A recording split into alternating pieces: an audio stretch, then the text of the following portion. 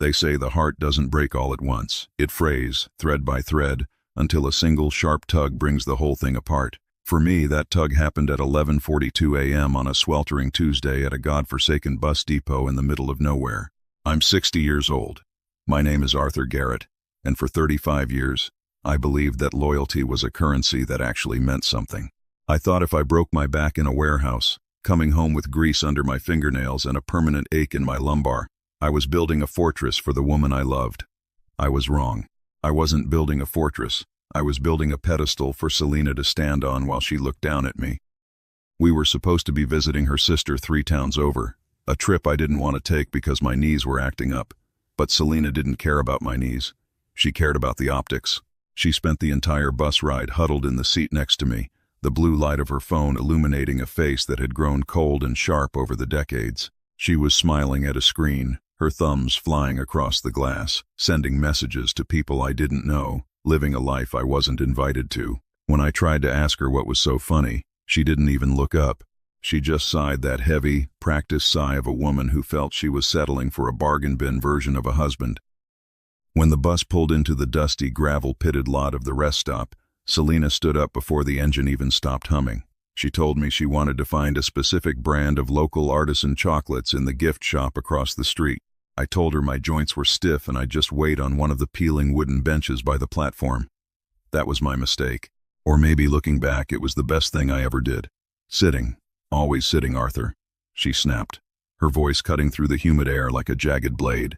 She stood over me, her designer sunglasses reflecting my own tired, sweat-stained reflection. You're like a piece of old furniture. Stagnant. Gray. You have no drive, no spark. Do you know how exhausting it is to be the only person in a marriage who actually wants to go somewhere in life? I looked up at her, shielding my eyes from the sun. Selena, it's a 3-hour trip. I just need a minute to stretch. Why are you doing this here? Because here is exactly where you belong, she hissed, her voice dropping to a low, venomous crawl. Look at this place. It's a graveyard for people who gave up.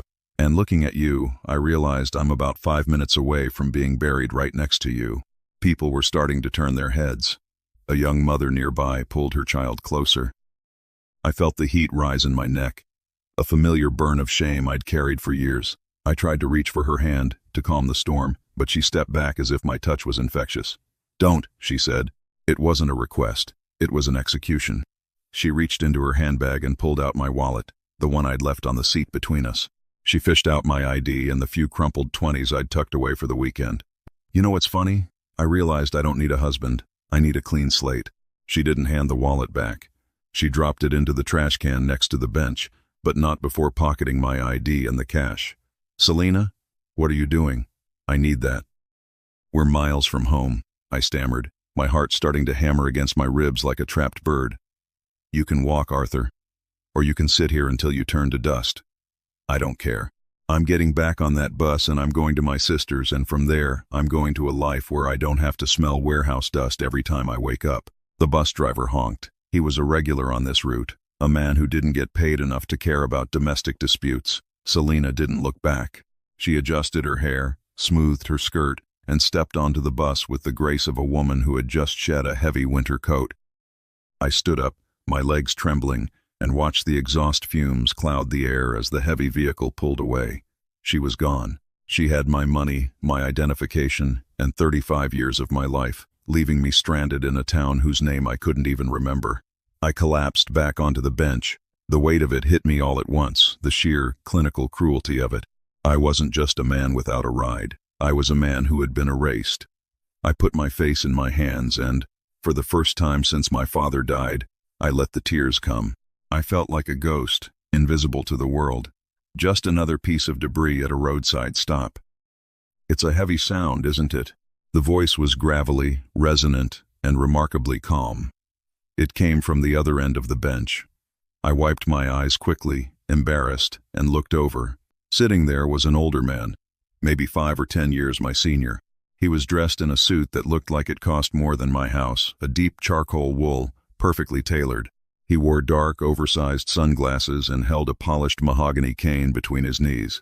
I'm sorry, I managed to choke out. I didn't realize anyone was sitting there. Oh, I've been here a while, the man said, tilting his head toward me. He didn't turn his eyes. He turned his whole face, a gesture common in those who can't see. I heard the bus, I heard the lady, and I heard the silence that followed. It's the silence that tells the real story, wouldn't you agree? She took everything, I whispered more to myself than to him. Everything. Not everything, the man countered. She left you your dignity, though I suspect you don't feel much of it right now. My name is Elias. Elias Montgomery. The name hit me like a physical blow. Even in my corner of the state, you knew the Montgomery name. They were the old money of the valley shipping, real estate, the kind of wealth that doesn't scream because it doesn't have to. The man sitting on a peeling bench in the middle of nowhere was one of the most powerful figures in the region. I'm Arthur, I said, my voice still shaky. I don't know what to do, Mr. Montgomery. Elias smiled, a slow, calculated expression that didn't reach his eyes behind those dark lenses. Well, Arthur, I think you have two choices. You can stay a ghost, or you can become a nightmare. I've been sitting here waiting for my driver, listening to the world go by, and I've decided I don't like the way that woman spoke to you. It reminded me of people I've spent my life outsmarting. He leaned in closer, the scent of expensive tobacco and cedarwood drifting from his coat. My driver will be here in 3 minutes. He's bringing a black Cullinan. When he pulls up, I want you to stand up. I want you to take my arm. And when he asks who you are, I'm going to tell him you're my son, Arthur, returning from a long trip abroad. I stared at him, my mouth agape. Your son? Mr. Montgomery? I'm a warehouse worker. I've got grease stains on my shoes. I can't pretend to be a Montgomery. The beauty of being a Montgomery, Arthur, is that no one dares to tell you who you are. They simply accept the reality you present to them. You look like a man who has lost everything. That makes you dangerous. That makes you perfect. Elias tapped his cane twice on the pavement. Think about your wife. Selena? Was it? Think about her face when she realizes the man she threw away like trash was actually a king in waiting. Don't you want to see that look?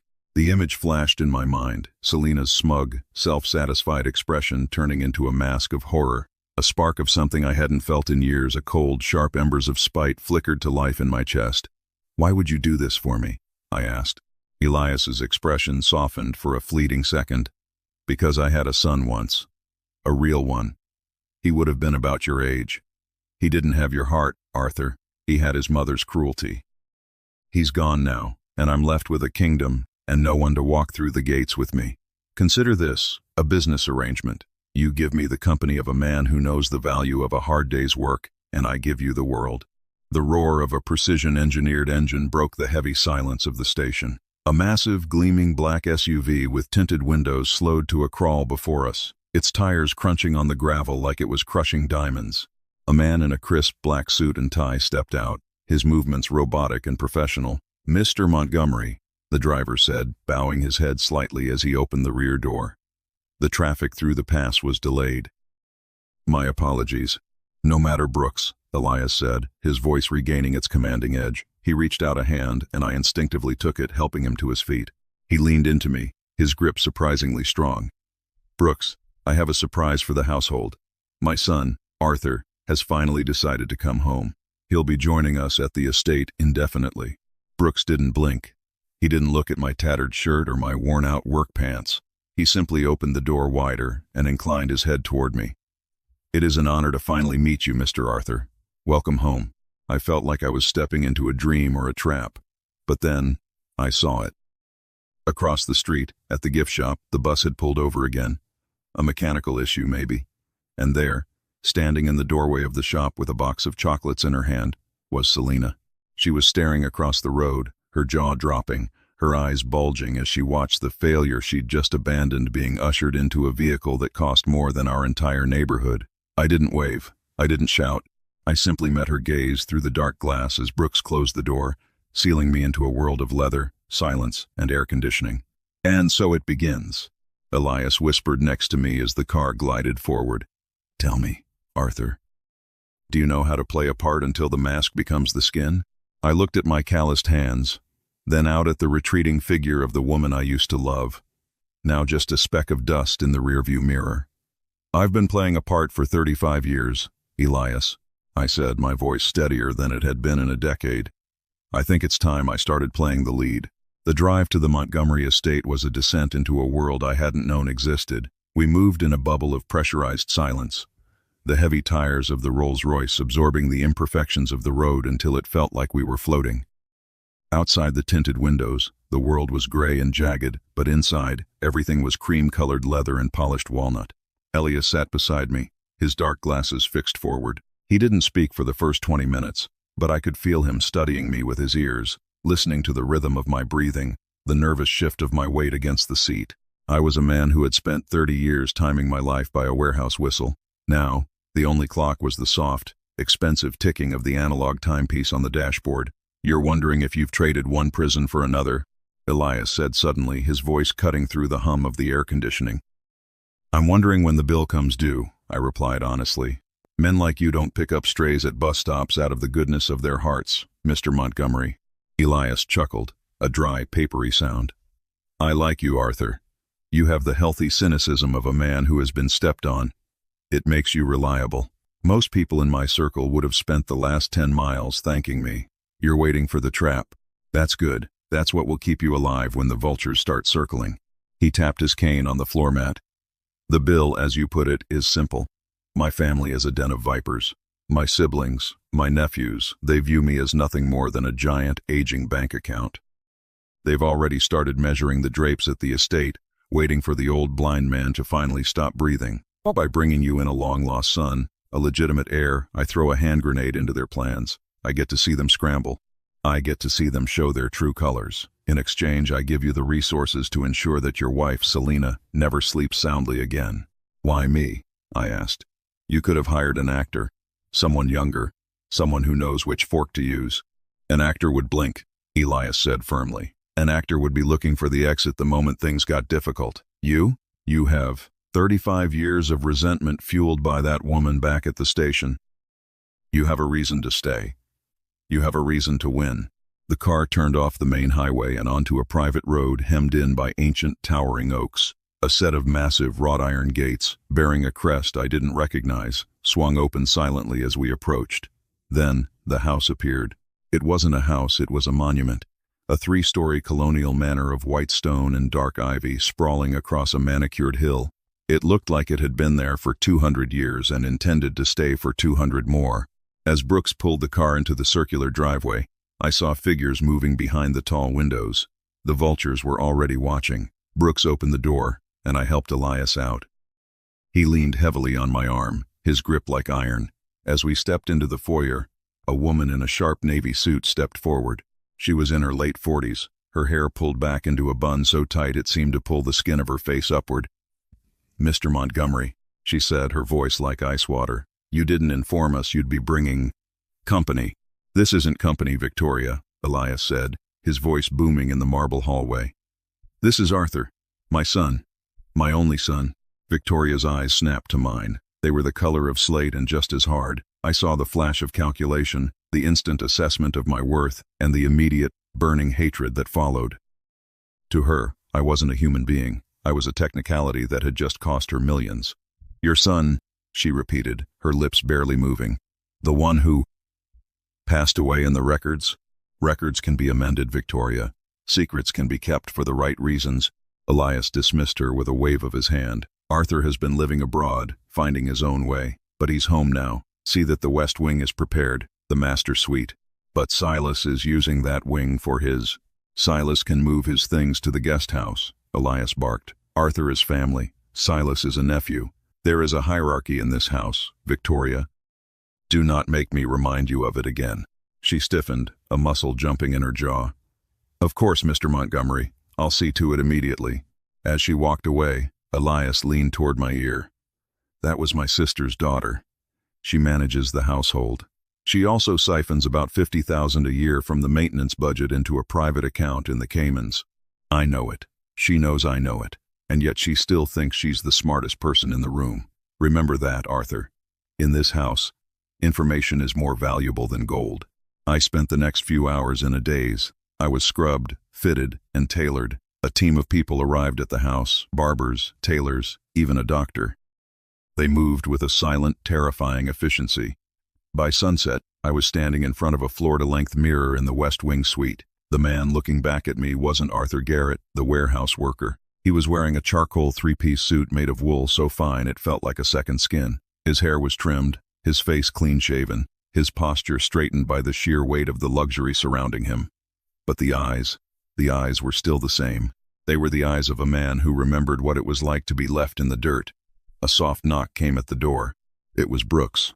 "Mr. Arthur," he said, standing in the doorway. "Your father is waiting for you in the dining hall, and you have a visitor at the gate." A woman.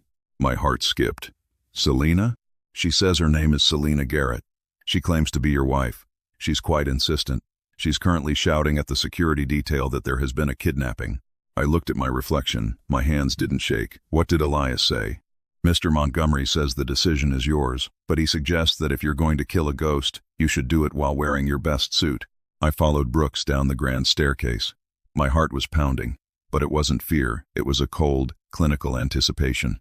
We reached the front entrance, and Brooks opened the heavy oak doors. The sun was setting, casting long, bloody shadows across the driveway. Selina was there, standing behind the iron gate, her face red and distorted. She looked small. For 30 years, she had seemed like a giant to me, a force of nature I couldn't escape. But standing here, on the other side of the Montgomery gate, she looked like a frantic, tethered animal. "Arthur!" she screamed when she saw me. "Arthur, what is this? What are you doing in there? I saw you get in that car. I followed the tags. I had to hitch a ride with a terrifying truck driver just to get here." I walked down the stone path, my polished shoes clicking rhythmically. I stopped 6 feet from the gate, the iron bars between us. "You look tired, Selina," I said. My voice sounded different, deeper, calmer. "Did you enjoy the chocolates?" "Arthur, stop this nonsense. Tell these men to open the gate. Who are these people? Why are you dressed like that? You look like a different person." "I am a different person," I said, leaning in so the security guards couldn't hear. "The man you left at the station died the moment that bus pulled away. You wanted a husband with ambition, didn't you? You wanted someone who wasn't stagnant. Well, here I am." "I was joking, Arthur. You know how I get when I'm stressed. I came back for you, I swear." "I went to the bench and you were gone. You didn't come back?" I said, my voice dropping to a whisper. "You came because you saw the car. You came because you smelled money. You took my ID and my cash, Selina. You left me to rot. If I hadn't met my father, I'd be walking the highway right now." "Your father?" Her eyes went wide. "Arthur, your father died 20 years ago. He was a bus driver." "Pride. Family is complicated, Selina. Some fathers are only revealed when the time is right." I signaled to the guard. "She's trespassing. Please remove her from the property." "Arthur, you can't do this. We're married. I have rights. I'll call the police. I'll tell everyone you're a fraud." I turned my back on her. "Go ahead, Selina. Tell the world that your husband is a Montgomery. See who they believe, the woman with no money and a history of verbal abuse, or the richest family in the state." As I walked back toward the house, her screams followed me, getting fainter as the guards escorted her toward the road. I stepped back into the foyer where Elias was waiting, leaning on his cane. "How was it?" he asked. "Satisfying," I said, "but she won't stop. She's like a leech. Once she smells blood, she'll never let go." "I count on it," Elias said, a predatory glint in his hidden eyes. "Because while she's busy trying to get back inside these gates, she's going to lead us right to the people who are helping her. You didn't think she found this place on her own, did you? A woman who can't find her own car keys found the most secure estate in the county in under 4 hours?" I froze. "What are you saying?" "I'm saying, Arthur, that the betrayal didn't start at the bus station. It started inside this house. Someone told her where to go. Someone wants you out of the way before you even get started." He turned toward the dining hall. "Now, let's go eat. We have a war to plan, and I hate cold soup." The dining hall was a cavern of mahogany and candlelight, a room designed to make anyone who wasn't a Montgomery feel insignificant. The table was 40 feet long, draped in white linen that felt more like silk, and at the far end sat 3 people I hadn't met yet. They didn't look like family. They looked like a firing squad. As I escorted Elias to the head of the table, the clinking of silverware stopped. The silence was heavy, thick with the scent of roasted lamb and old, simmering resentment. "Family," Elias announced, his voice echoing off the vaulted ceiling. "As I mentioned earlier, my son Arthur has returned. I expect you to treat him with the deference his position deserves." A man in his mid-30s, wearing a sweater vest that looked like it cost a month of my old salary, let out a sharp, mocking laugh. This had to be Silas, the nephew who had been evicted from the West Wing to make room for me. He had a soft, pampered face and eyes that moved too quickly, constantly searching for an angle. "Uncle, please," Silas said, leaning back and twirling a wine glass. "We've all heard the stories of your colorful youth. But this? A long-lost son appearing at a bus depot? It's a bit theatrical, even for you. He doesn't even look like a Montgomery. He looks like he's spent the last 30 years moving boxes." I felt the familiar heat of anger rise in my chest, but I remembered Elias's words. I didn't sit down. I stood behind my chair, my hands resting lightly on the back of the velvet upholstery.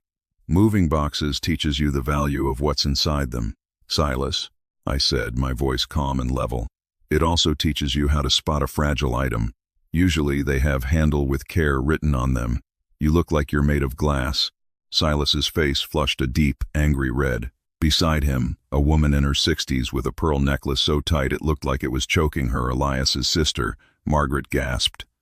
"How dare you?" she hissed.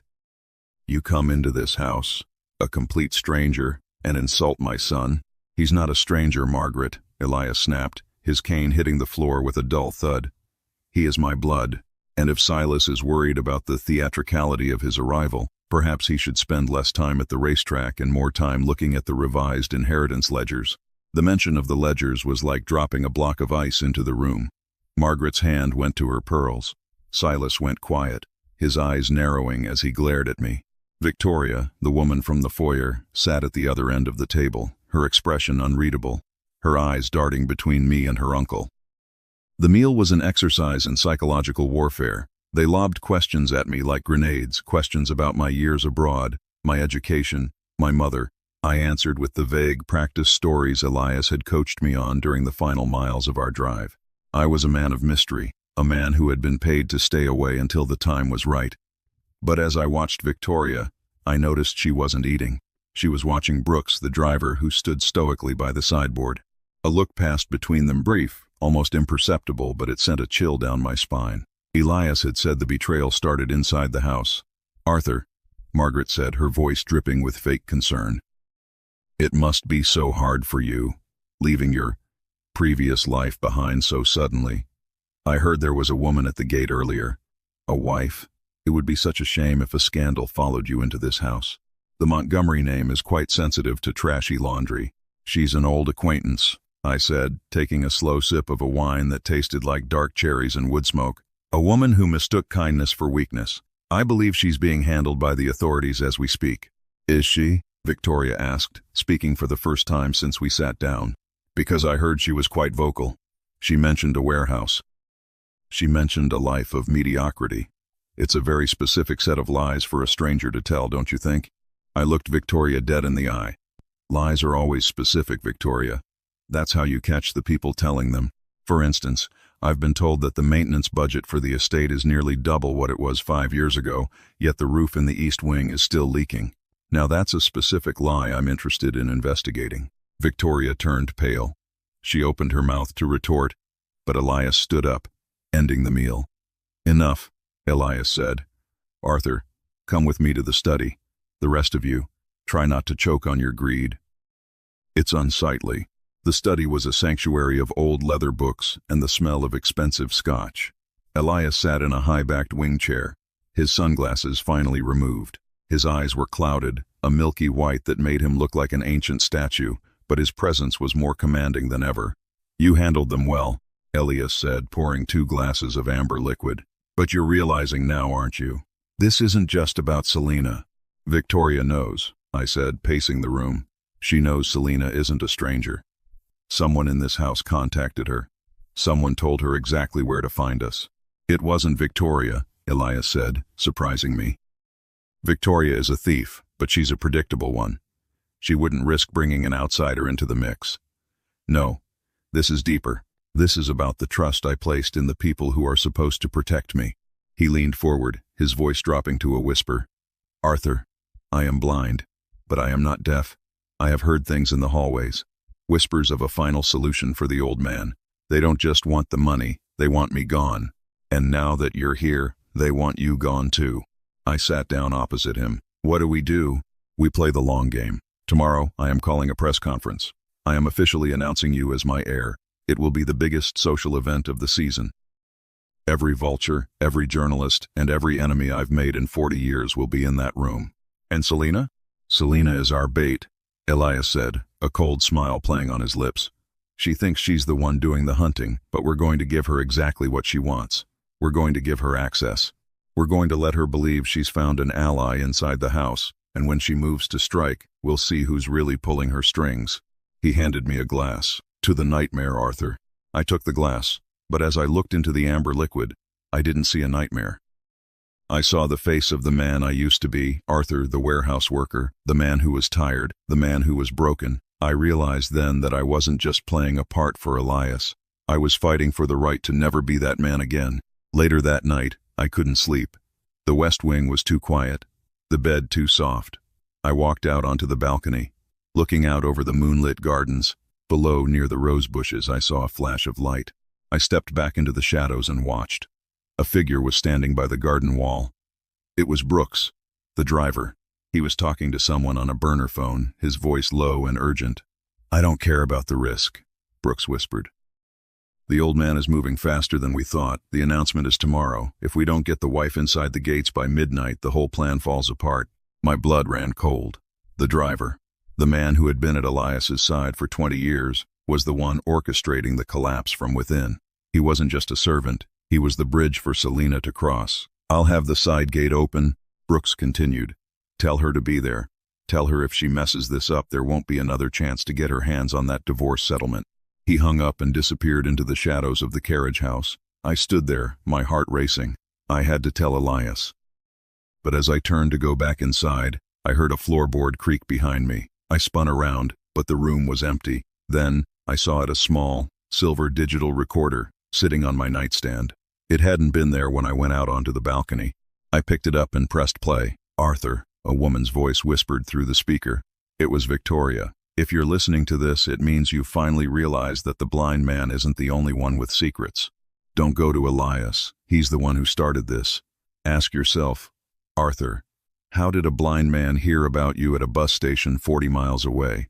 Ask yourself who really abandoned whom." The recording ended with a click.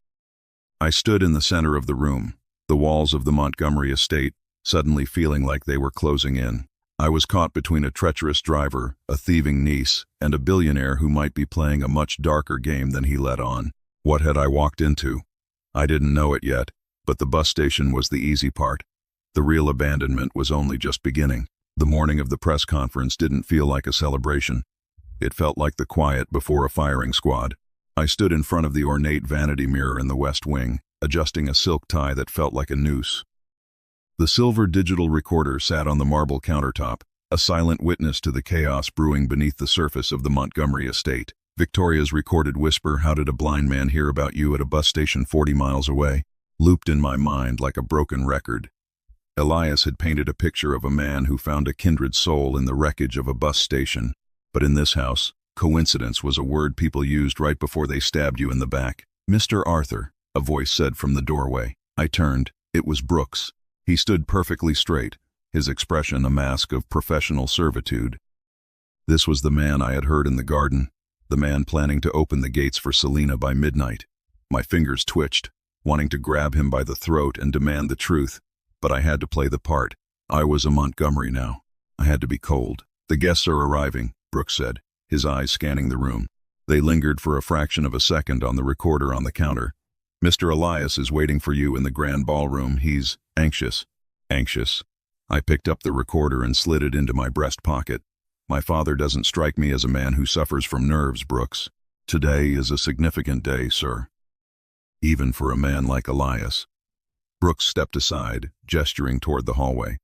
"And your sister, Miss Victoria, has asked me to ensure you find your way down. She mentioned that the house can be quite a labyrinth for those who aren't native to it." The jab was subtle, but I felt the sting. As I walked past him, I could feel his gaze on my back, not the gaze of a driver, but the gaze of a predator measuring the distance to the kill. The grand ballroom was a sea of shimmering silk, sharp tuxedos, and the aggressive scent of expensive perfume. This was the elite of the state, the Sterlings, the Harrisons, the old money dynasties that Elias commanded like a chess master. At the far end of the room, on a raised dais, Elias sat in a velvet-backed chair, his dark glasses reflecting the flashes of a dozen cameras. Victoria and Silas stood on either side of him, a decorative guard of honor that looked like they were attending a funeral rather than a homecoming. Silas was nursing a drink, his eyes bloodshot, while Victoria stood like a statue, her gaze fixed on the entrance. When our eyes met, she gave a tiny, almost imperceptible nod toward the recorder in my pocket. As I approached the dais, the chatter in the room died down to a low, hungry hum. These people didn't care about a long-lost son. They were here to see a scandal. They were here to see if the Montgomery empire was about to crumble. "Arthur," Elias said, his voice booming without the need for a microphone. He reached out an arm and I took my place beside him. "You're late. A Montgomery is never late to his own coronation." "I was merely reflecting on the journey, Father," I replied, pitching my voice for the front row of journalists. "It's a long way from where I was to where I am." Elias turned his head toward the crowd. "Ladies and gentlemen, members of the press, for 30 years, the world believed the Montgomery line ended with me. I allowed that lie to persist to protect the one thing more valuable than my fortune, my son's safety. But the time for secrets is over. Today, I officially name Arthur Montgomery as the sole heir to the Montgomery estate and the chairman-elect of our global holdings." The room erupted. Flashbulbs blinded me. Questions were shouted from every corner, a chaotic roar of greed and curiosity. But through the noise, I saw a movement at the back of the ballroom. A side door, the one leading to the service hallway, creaked open. A woman stepped out, shielded by the shadows of a heavy velvet curtain. She was wearing a dress that was far too bright for the occasion, a cheap, shimmering blue that screamed for attention. It was Selina. She wasn't shouting. She wasn't making a scene. She was standing next to a man in a dark suit, Jax Vane, the head of the security detail. He wasn't stopping her. He was holding her arm, leaning in as if they were sharing a joke. My stomach dropped. It wasn't just Brooks. The betrayal was absolute. The driver, the head of security, and God knows who else were all part of the same machinery. Selina hadn't just found the estate. She had been invited in as a wrecking ball. Elias leaned toward me, his hand gripping my forearm with painful intensity.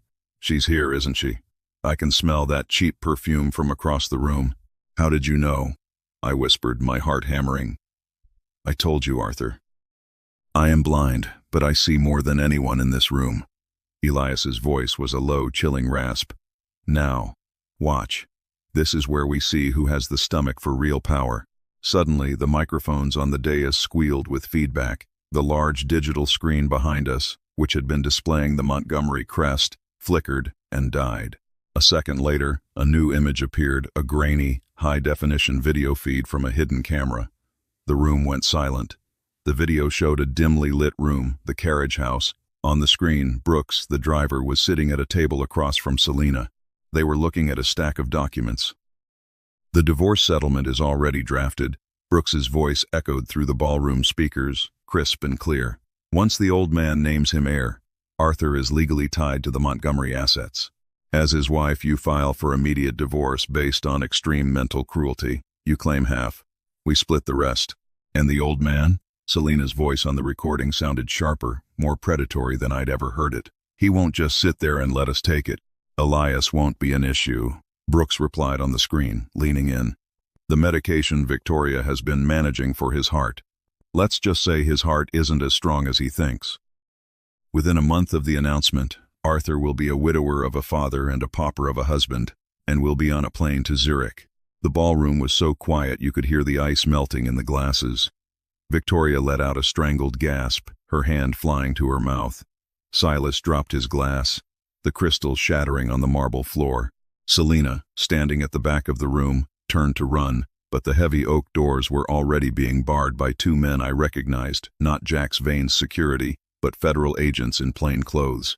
Elias stood up, his posture straight, his blindness suddenly feeling like a tactical advantage. He didn't need to see the chaos. He had orchestrated every second of it. "Victoria," Elias said, his voice cold as a winter grave, "I suggest you check the medication you've been giving me. You'll find it's nothing but sugar pills. I haven't taken a dose of your poison in 6 months. I've been having my real prescriptions delivered by a courier you don't even know exists." He turned his head toward the back of the room, toward where Selina was being handcuffed. "And as for you, Mrs. Garrett, you were right about one thing. Arthur did need ambition. It's just a shame your ambition was so amateur. The federal agents began clearing the room, ushering the stunned guests toward the exits. Brooks and Selena were led away in silence, their faces masks of disbelief. Jack's Vane was tackled to the floor by his own subordinates, the ones who were actually loyal to Elias. I stood there, looking at the man I called father, the man who had used me as a human lightning rod to draw out the traitors in his own house. "You knew," I said, my voice trembling with a mix of awe and terror. "You knew Brooks was dirty. You knew Victoria was trying to kill you. You knew Selena would come." "Of course I knew," Elias said, reaching out to find my shoulder. He squeezed it, his grip finally relaxing. "I needed a witness, Arthur. A man with nothing to lose who could stand by my side and see the truth. If I had done this alone, they would have called me a paranoid old man. But with you, with the long-lost son as the victim, the world sees a tragedy, and in a tragedy, the survivor gets everything." He leaned in, his milky eyes inches from mine. "But tell me, son, did you really think I picked you because of your heart? Or did you realize yet that I picked you because you were the only man at that station who looked like he was capable of killing the woman who left him?" I looked at him, and for the first time, I didn't see a savior. I saw the most dangerous man I had ever met. And I realized that the nightmare wasn't over. It was just moving into its next phase. "What now?" I asked. "Now," Elias said, "we go to the study. We have to discuss the real reason I brought you here. Because Selena was just the distraction, Arthur. The real enemy hasn't even walked through the front door yet." As we walked out of the ballroom, I felt the silver recorder in my pocket. I hadn't told Elias about the other recording, the one Victoria left for me. The one where she said Elias was the one who started this. "How did a blind man hear about you at a bus station 40 miles away?" I looked at Elias's back as he tapped his cane rhythmically on the floor. I wasn't an heir. I was a weapon. And I had a feeling that before this was over, I was going to have to decide which direction I was pointed. The silence that descended upon the Montgomery estate after the police cruisers and the fleet of reporters left was more deafening than the chaos that preceded it. The grand ballroom, once a sea of high society, was now a tomb of discarded champagne flutes and shattered illusions. I stood at the tall windows of the West Wing, watching the sun dip below the horizon, casting long, skeletal shadows across the lawn. Selena was gone, handcuffed and humiliated, but the victory tasted like ash in my mouth. I felt less like a man who had won his life back and more like a man who had just realized he was a secondary character in someone else's much darker play. I pulled the silver digital recorder from my pocket. Victoria's voice was still there, a ghost in the machine. "How did a blind man hear about you at a bus station 40 miles away?" That question was the itch I couldn't scratch. Elias had claimed it was fate, a coincidence born of shared loneliness. But in a house built on calculated moves and decades of industrial espionage, fate was a fairy tale for the poor. I needed to know the truth. I needed to know if I was a son, a pawn, or a sacrificial lamb. A soft chime echoed through the suite. It was the intercom. "Mr. Arthur," a new voice said, one I didn't recognize. "Mr. Montgomery is requesting your presence in the solarium. He says it's time to discuss the Blackwood matter." I didn't answer immediately. I stared at my reflection in the dark window. The three-piece suit still fit perfectly, but the man inside it felt like he was shrinking.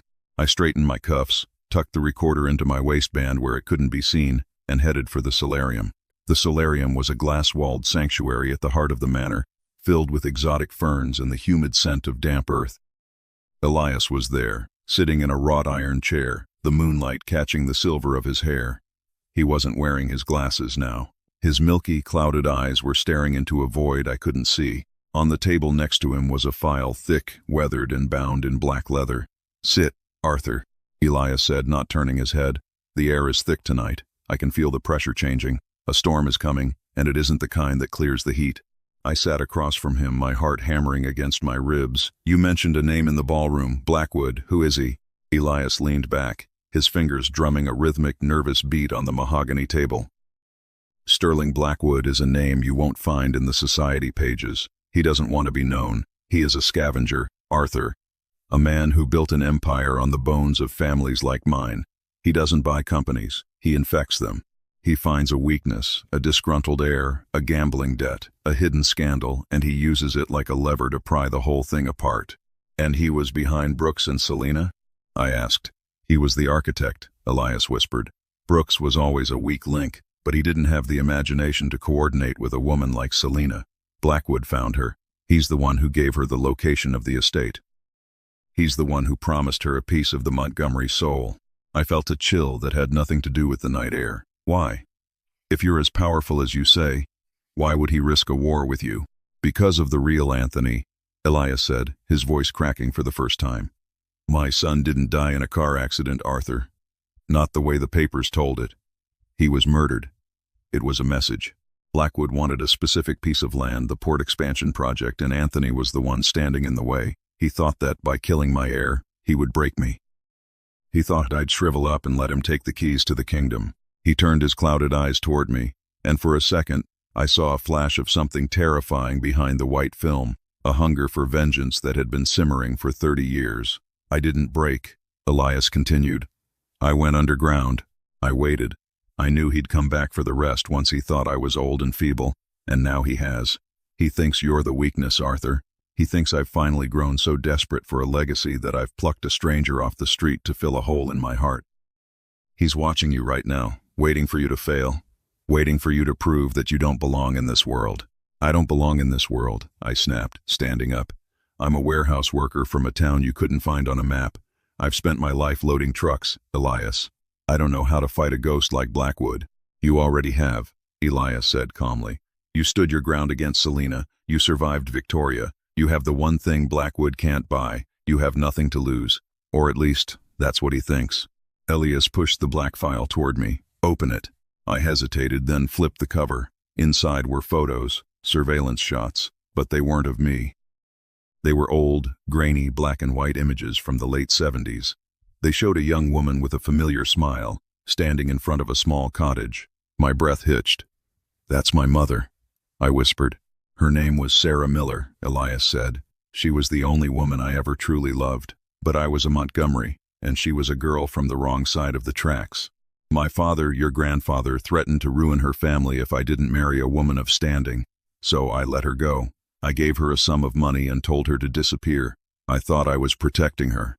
He paused, a single tear tracking down his weathered cheek. I didn't know she was pregnant, Arthur. Not until 6 months ago, when I hired a private investigator to find her before I died. I didn't find Sarah. I found her obituary, and then I found you. The world seemed to tilt on its axis. The floor felt like it was made of water. Wait, you're saying the bus station? It wasn't an accident? You didn't just happen to be there? I had been watching you for weeks, Elias admitted, his voice low and heavy with guilt. I saw how that woman treated you. I saw the life you were living. I was going to approach you properly, but then I saw the bus station fight unfolding. I saw her leave you. I saw you hit rock bottom, and I realized that if I came to you as a billionaire, you'd never trust me. But if I came to you as a man who needed you, as a man who was as broken as you were, maybe we could save each other. I backed away from the table, my head spinning. You manipulated me. You watched me suffer at that station. You watched me cry in the dirt just so you could have a dramatic entrance. You let me believe I was a charity case. I needed to see what you were made of, Arthur. If you had followed her onto that bus, if you had crawled back to her, you wouldn't have been strong enough for what's coming. I didn't just need a son, I needed a partner who had been through the fire. You're no better than Selena, I hissed. You're just better at the branding. Maybe, Elias said, his voice turning cold again. But Selena is in a cell, and I am the only thing standing between you and Sterling Blackwood. He knows who you are now, Arthur. He knows you're not just a stand-in. He knows you're the blood heir. And he will kill you to keep this empire from staying in the family. I turned and ran. I didn't know where I was going, only that I couldn't be in that glass room with that silver-tongued devil another second. I sprinted through the darkened hallways of the manor, past the silent suits of armor and the staring portraits of dead Montgomerys. I reached the west wing and slammed the door, locking it behind me. My breath was coming in ragged gasps. I felt like I was drowning. My whole life, the warehouse, the marriage, the struggle, it was all just a prologue to a game I didn't know I was playing. I sat on the edge of the bed and pulled out the digital recorder Victoria had left. I realized there was more on it. I hadn't listened to the end. I pressed play. Victoria's voice came back, but this time she sounded terrified. Arthur, if you're listening to this, it means the press conference is over. You think Elias saved you? He didn't. He's the one who leaked the information to Blackwood in the first place. He's using you as bait to bring Blackwood out into the open so he can finally get his revenge for Anthony. He doesn't care if you survive the encounter. To him, you're just a second chance to kill the man who took his first son. Don't trust the blind man. He sees the world as a chessboard, and you're just a pawn he's willing to sacrifice to take the king. The recording ended with a sharp, chilling click. I sat in the dark, the weight of the realization pressing down on me. I was being hunted by a man named Blackwood, protected by a father who viewed me as a disposable lure, and surrounded by a family that wanted me dead. Suddenly, the lights in the suite flickered and went out. The silence of the house changed. It wasn't the peaceful silence of a sleeping estate anymore. It was the predatory silence of a trap being sprung. I heard the faint, metallic snick of a lock being picked at the service entrance of my suite. I didn't have a weapon. I didn't have a plan. All I had were the instincts of a man who had spent 30 years watching his back in the shadows of a warehouse. I grabbed the heavy glass decanter from the nightstand and moved into the shadows of the walk-in closet, leaving the door a crack open. A figure slipped into the room. He was dressed in tactical black, his movements fluid and silent. He didn't go for the bed. He went for the desk, his gloved hands moving with practiced ease, searching for something. My phone, sitting on the nightstand, buzzed. A text message lit up the room for a split second. The side gate is open. Run. The intruder froze. He turned toward the nightstand, and in the blue glow of the phone, I saw the glint of a silenced pistol. He wasn't a thief. He was an assassin. I didn't wait. I lunged from the closet, swinging the decanter with every ounce of 30 years of manual labor. The glass shattered against the side of his head, and he went down with a muffled groan. I didn't stay to see if he was breathing. I grabbed my phone, shoved the digital recorder into my pocket, and sprinted for the hallway. I didn't go to the solarium. I didn't go to Elias. If he was using me as bait, then the last place I wanted to be was where he could see me. I headed for the service stairs, the narrow, winding stone steps used by the staff. I reached the ground floor and burst through the laundry room exit. The night air was cold, smelling of rain and ozone. I ran toward the garden wall, my heart hammering in my ears. As I reached the side gate, the one Brooks had mentioned, the one my mysterious texter said was open, I saw a car idling in the shadows. It wasn't a Montgomery car. It was a nondescript silver sedan. The window rolled down. I expected to see Jax Vane or another of Elias's men. Instead, I saw a face I hadn't seen in years. It was Silas. He looked terrified, his usual smugness replaced by a pale, sweating mask of fear. "Get in, Arthur. If you want to live past midnight, get in the damn car." "Why should I trust you?" I hissed, looking back at the manor where lights were beginning to flicker on.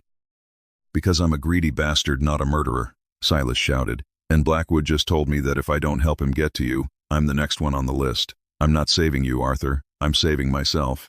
But we both have to get out of here before Elias realizes the bait has left the hook." I looked at the house, then at Silas. I didn't know if I was jumping from the frying pan into the fire, but I knew one thing. I was done being a piece on a board.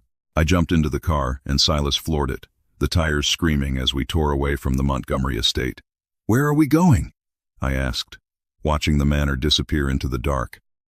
"To the only person who hates both Elias and Blackwood enough to help us," Silas said, his hands shaking on the wheel.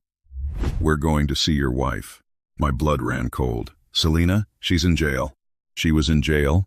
Silas said, glancing at the rearview mirror. "Blackwood walked her out 20 minutes ago. She's not just the ex-wife anymore, Arthur. She's the key to the whole vault." I leaned back against the seat, the reality of the situation hitting me like a physical blow. The game hadn't ended at the press conference. It hadn't even begun, and as we sped into the night, I realized that in this world, the only thing more dangerous than your enemies was the family that claimed to love you. The hum of the tires against the wet asphalt was the only sound in the car for the first 10 miles. Silas was driving like a man possessed, his knuckles white on the steering wheel, his eyes darting to the rearview mirror every few seconds.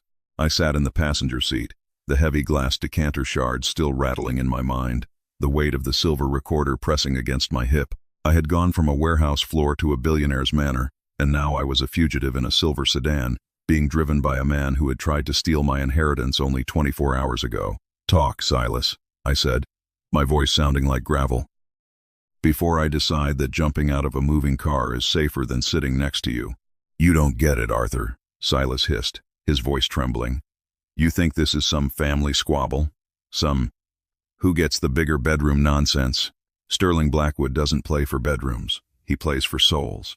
He's been trying to dismantle the Montgomery Empire for 3 decades. He didn't just walk Selena out of jail. He owns the judge, he owns the precinct, and right now he probably owns the air we're breathing. And you? I asked. Where do you fit into his payroll? I was a pawn, okay? A stupid, greedy pawn. Silas barked, a tear of pure terror escaping his eye. Victoria and I thought we were being clever, siphoning off maintenance funds, playing games with Elias's meds. We thought we were the big bad wolves, but then Blackwood sent a man to my apartment last week. He didn't use words. Arthur. He showed me a photo of my daughter at her preschool. He told me that if Elias found a new heir, if you stayed in the picture, I would be the first thing he erased to clear the board. I looked out at the passing trees, dark sentinels in the night. The betrayal was like an onion. Every layer I peeled back revealed a more pungent, stinging truth. So why save me now? Why not just let that assassin in the West Wing finish the job? Because Elias is smarter than Blackwood, Silas whispered, slowing the car as we approached a rusted turnoff near the Blackwood River. The assassin wasn't Blackwood's. I saw the tech. I saw the way he moved. That was a Montgomery asset, Arthur. Elias sent that man to your room. He wanted you attacked so he could blame it on Blackwood, start a public war, and use the tragedy of his son's near death to seize the Blackwood holdings under some emergency security act. You weren't supposed to die, but you were supposed to be bleeding when the police arrived. The air in the car felt suddenly thin. My father, the man who cried over my mother's photo, the man who gave me a name and a future, he had sent a professional to break into my room and shed my blood just to win a point on a balance sheet. I felt a cold, hard knot form in my stomach. It wasn't sadness anymore. It wasn't even anger. It was the absolute crystalline realization that I was truly alone. We're here, Silas said, pulling the car into a dense thicket of pines.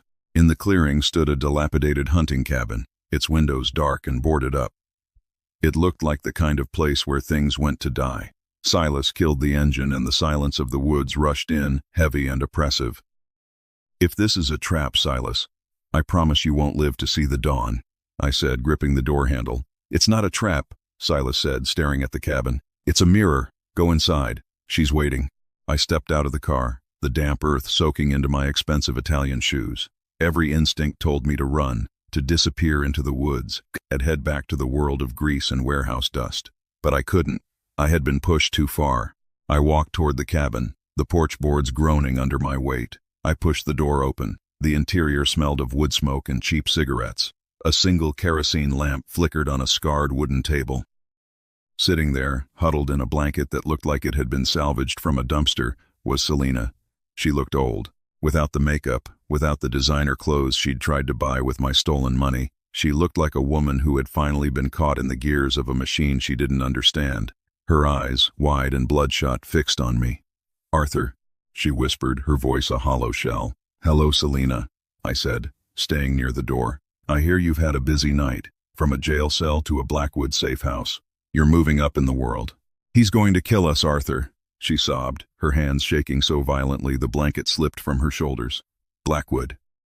He didn't help me because he liked me. He helped me because he needed someone to testify that you're a fraud. He has the real birth certificates, Arthur. He has the proof. I froze. What proof? Elias Miller didn't have a son with Sarah, Selena said, the words tumbling out in a frantic rush. Sarah Miller did have a baby, yes, but it died 2 days after it was born. Elias knew that. He's the one who paid for the funeral 50 years ago. He found you because you were a genetic near match in a hospital database, a man with no family, no connections, and the same blood type as his dead son, Anthony. He fabricated the records. He didn't find his son, Arthur. He built one. I felt the floor drop away. The photos in the solarium, the stories of my mother, all of it, every single word was a meticulously crafted lie designed to tug at my heartstrings and turn me into a loyal soldier. I wasn't the long-lost son. I was a counterfeit, a high-end forgery. Why me? I asked, my voice barely audible. Because the Montgomery Trust requires a biological heir to sign off on the dissolution of the Blackwood contracts, a new voice said. I spun around. Standing in the shadows of the kitchen doorway was a man I had only seen in grainy photos, Sterling Blackwood. He was tall, thin, and moved with the unsettling grace of a mantis. He wore a tuxedo that put my own to shame, and his eyes were like 2 pieces of polished obsidian. Mr. Montgomery is a very thorough man, Blackwood said, stepping into the circle of lamplight. He knew I was coming for him. He knew that without an heir, the state would freeze his assets upon his death. So he went shopping.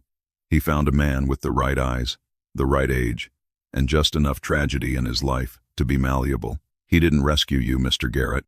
He bought you, and he paid for you with a bus ticket and a few kind words. Blackwood smiled, a cold, clinical expression. But here's the problem. Elias didn't count on me finding the real records. And he certainly didn't count on Silas growing a conscience, or rather a sense of self-preservation. What do you want? I asked, backing toward the door.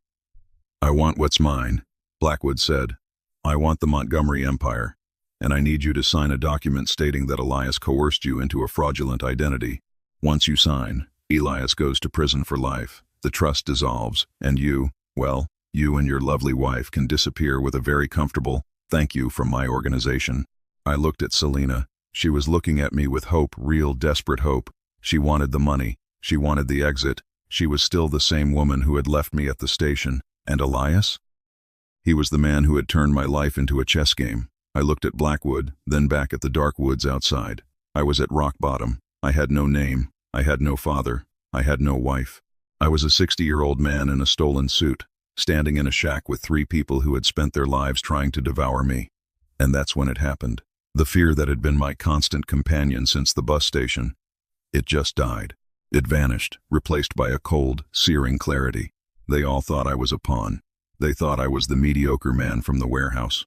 They thought because I had loaded boxes for 30 years I didn't know how to build a crate of my own. You're right, mister. Blackwood, I said, my voice suddenly devoid of any tremor. Elias did buy me, and Selina did betray me. And Silas? He's just trying to find a hole to crawl into. Lie. I walked over to the table and picked up the kerosene lamp. But there's one thing you all seem to have forgotten. You're all so busy playing for the Montgomery Empire that you haven't realized the empire is already on fire.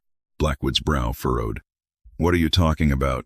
I pulled the silver recorder from my pocket and set it on the table. This house is a labyrinth, like Brooks said, but I've spent my life in warehouses. I know how to track inventory. While I was in that manor, I didn't just listen to Victoria. I listened to everyone. I planted 4 of these recorders in the solarium, the boardroom, and the security office, and I synced them to a cloud server I set up from my phone 10 minutes after I got into the West Wing. I leaned in, the light of the lamp reflecting in my eyes. Elias isn't just committing fraud. He's been laundering money for your organization, Blackwood, for 20 years. He wasn't your enemy. He was your silent partner. The war between you was a front to hide a massive tax evasion scheme from the feds, and I have every single transaction recorded. The dates, the offshore accounts, the names. Blackwood's face went from obsidian to ash. You're lying. Am I? I pressed a button on the recorder. Elias's voice filled the cabin. Blackwood thinks he's the one pulling the strings, but once the heir signs the merger, the audit trail disappears into the trust. We'll both be clean, and Arthur will be the one holding the bag when the IRS finally knocks. The silence that followed was absolute. Silas looked like he was going to faint. Selina was staring at me like I was a stranger. So here's the new deal, I said, my voice like steel. I'm not signing your document, Blackwood, and I'm not going back to Elias. I'm going to walk out of this cabin, and I'm going to wait. In 1 hour, if I don't enter a secondary code into my phone, those recordings go to the Federal Bureau of Investigation, the SEC, and every major news outlet in the country. You'll go down with us, Blackwood hissed, his hand moving toward his jacket. You're the heir. You're part of the fraud. I have 30 years of tax returns from a warehouse job, Sterling. I said, stepping closer to him, the lamp held high. I have a history of being a victim. I'm the innocent man caught in a web of titans. I'll do 6 months in a minimum security facility and write a bestseller. You'll spend the rest of your life in a supermax. You and Elias both. I turned toward the door. Silas, give me the keys to the sedan. Silas didn't hesitate. He fumbled the keys out and threw them to me. Arthur, wait, Selina cried, standing up. What about me? You can't just leave me here. I stopped at the threshold. I looked at her, really looked at her for the last time. You told me at the station that I was an old man with nothing to offer but mediocrity. You were wrong, Selina. I have one thing to offer you. I tossed her a single, crumpled $20 bill, the one I had snatched from the nightstand before I left the manor. the one she had stolen from my wallet. "Buy yourself some chocolates," I said. I walked out into the night, the cool air filling my lungs. I got into the silver sedan and started the engine.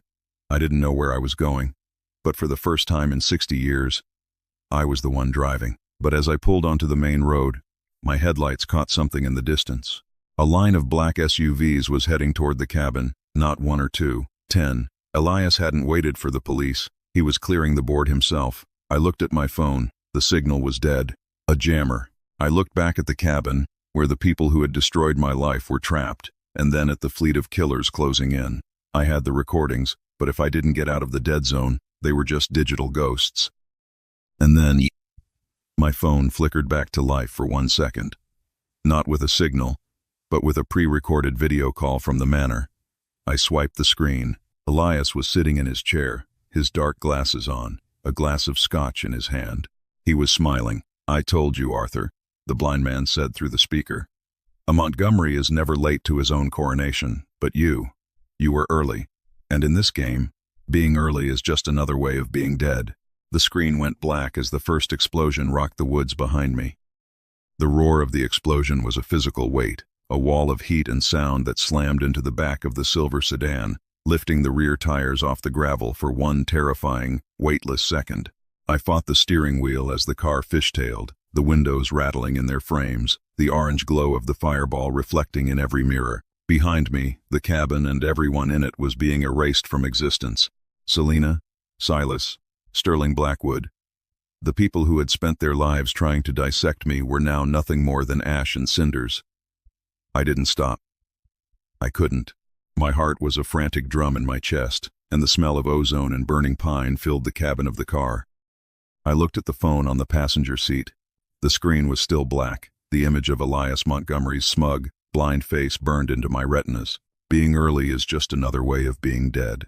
The words played over and over in my mind. He hadn't just predicted this. He had choreographed it. He had sent me to that cabin knowing Blackwood would be there. He had used me to lure his greatest enemy into a single, flammable room. And then he had pulled the trigger. I was supposed to be in that cabin. I was supposed to be part of the collateral damage, the tragic, long-lost son who died alongside the villain, leaving the grieving father to inherit a purified empire.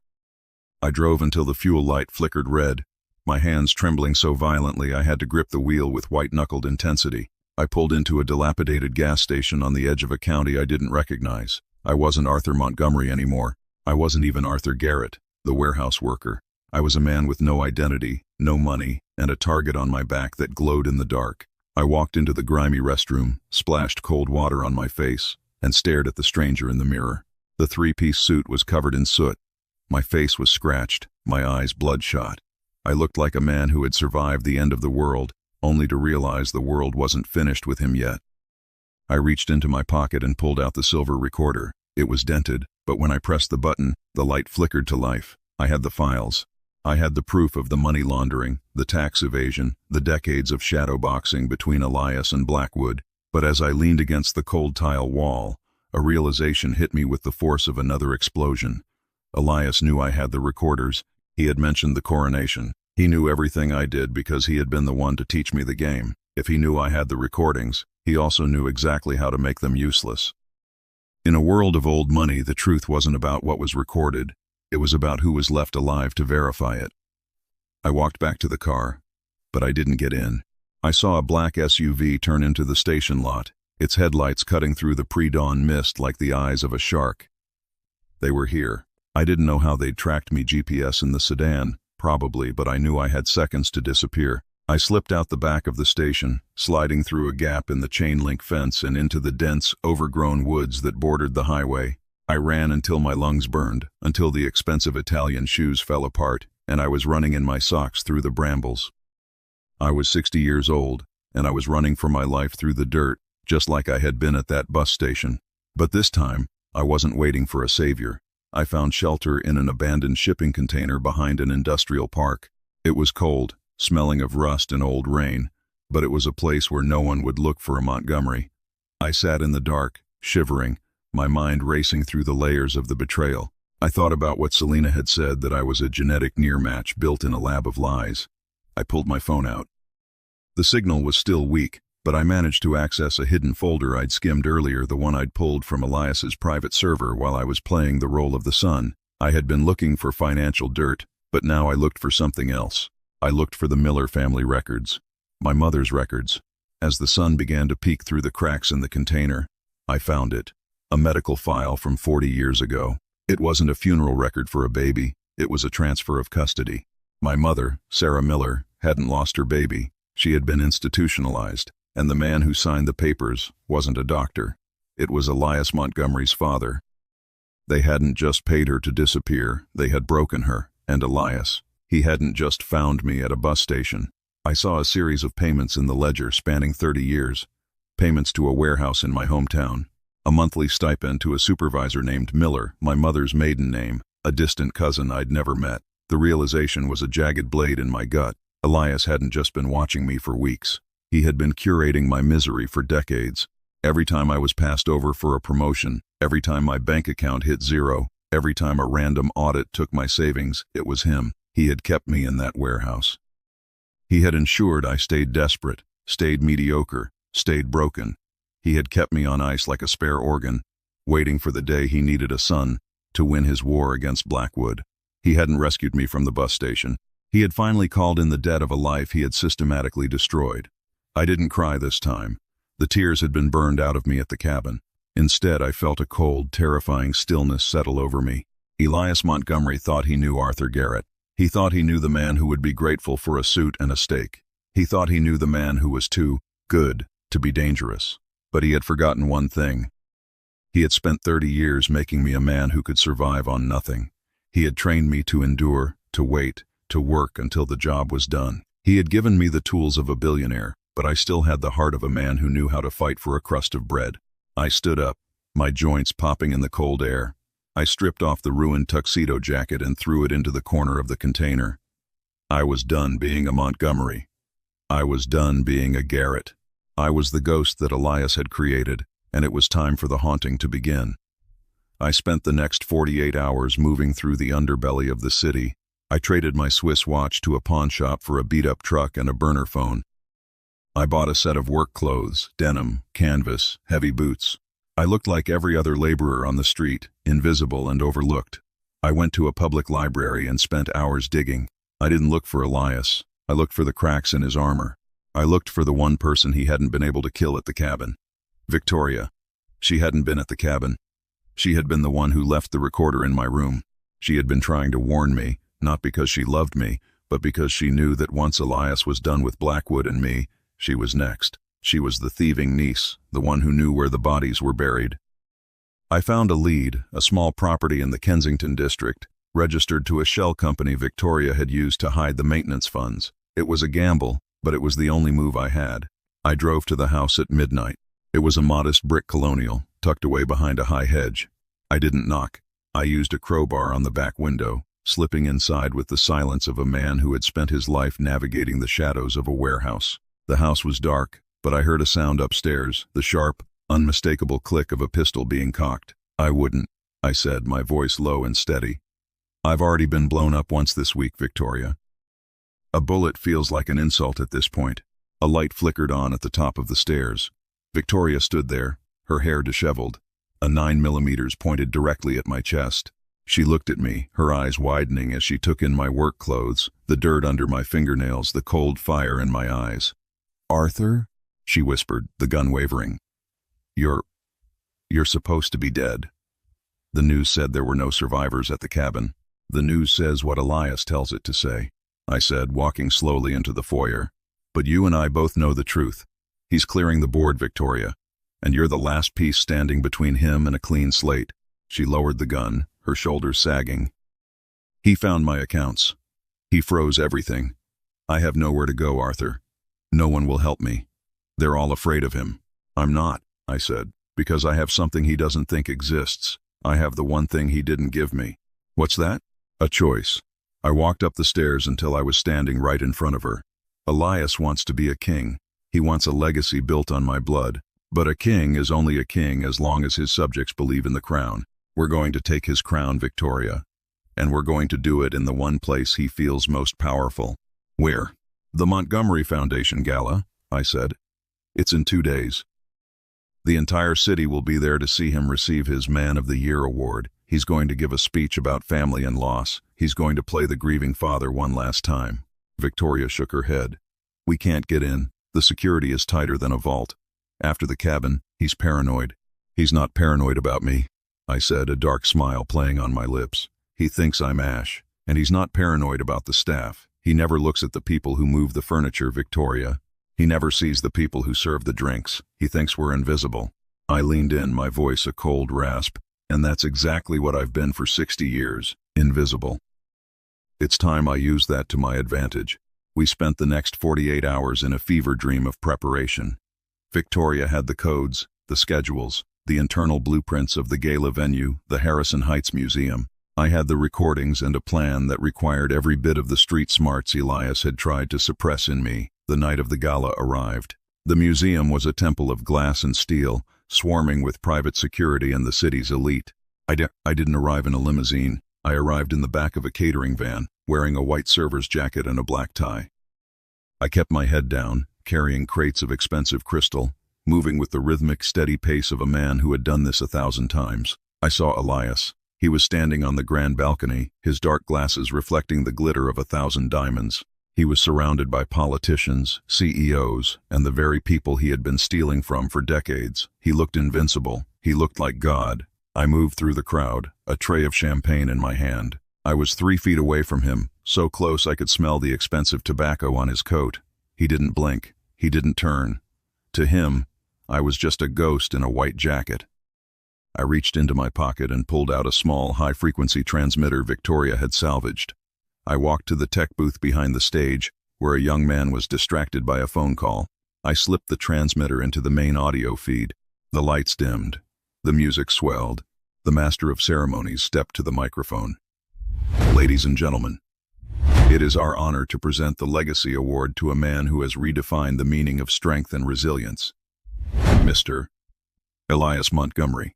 The applause was thunderous. Elias walked to the stage, his cane tapping a rhythmic, confident beat. He reached the podium and waited for the silence to settle. Family, Elias began, his voice honeyed and deep. Family is the anchor that holds us in the storm. We have all seen tragedy this week. I have lost a son. I have lost my hope. But tonight, we stand together too. The audio cut out. A sharp, piercing feedback echoed through the hall. The giant screen behind Elias flickered, but it didn't show the Montgomery tribute video. It showed a dark, grainy image of a warehouse office. It showed a younger Elias Montgomery, 30 years ago, handing a stack of cash to a supervisor. Make sure he stays in the loading docks. Elias's voice boomed through the museum speakers, clear and unmistakable. I don't want Arthur Garrett getting a scent of the world outside that town. Keep him poor. Keep him desperate. I'll let you know when it's time to harvest him. The room went ice cold. Elias froze, his hand clutching the podium so hard the wood creaked. The video shifted. It showed the cabin. It showed the moment the black SUVs arrived. And then, it showed the recording from my room in the West Wing, the one Elias hadn't known I'd made. The sun is just bait, Victoria, Elias's voice echoed, filling every corner of the room. I'll burn him, just like I burned his mother. In this world, you don't find heirs. You breed them, you use them, and you discard them when the ink is dry. Elias turned his head, his sightless eyes scanning the room as if he could finally see the trap closing around him. Stop this! Who is doing this? I stepped out from the shadows of the tech booth. I walked slowly down the center aisle, the crowd parting like the Red Sea. I wasn't wearing the server's jacket anymore. I had stripped it off to reveal the old, grease-stained work shirt I'd bought at the pawn shop. I reached the foot of the stage and looked up at the man who had stolen my life. The harvest is over, Elias, I said, my voice carrying through the silent hall without a microphone. Elias's jaw dropped. He stepped back, his cane slipping from his hand and clattering to the floor. Arthur, you're dead. I've been dead for 30 years, I said, stepping onto the stage. You made sure of that. But the thing about ghosts, Elias, is that we don't stay in the graves you dig for us. I reached into my pocket and pulled out the birth certificate, the real one Victoria had found, the one that proved I wasn't a near match. I am your son, Elias, I said, my voice trembling with the weight of 30 years of stolen time. I was always your son. You didn't just ruin a stranger. You ruined your own blood because you were too afraid of a woman you couldn't control. You didn't hate me because I was mediocre. You hated me because I was the only part of you that was still human." Elias began to shake. The man of the year, the titan of industry, was crumbling in front of the world. He reached out a hand, searching for the air. "Arthur, son, please, I can explain. It was all for the Empire. It was for you." "The Empire is gone," I said. I looked at the back of the room. The doors burst open. But it wasn't the police. It was a group of men in suits I'd never seen before. The internal board of the Montgomery Trust.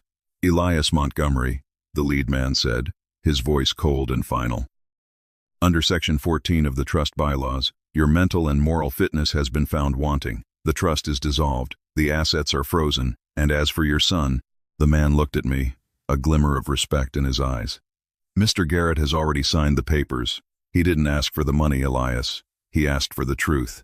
I looked at Elias one last time. He looked small. He looked like an old blind man lost in a house he didn't own.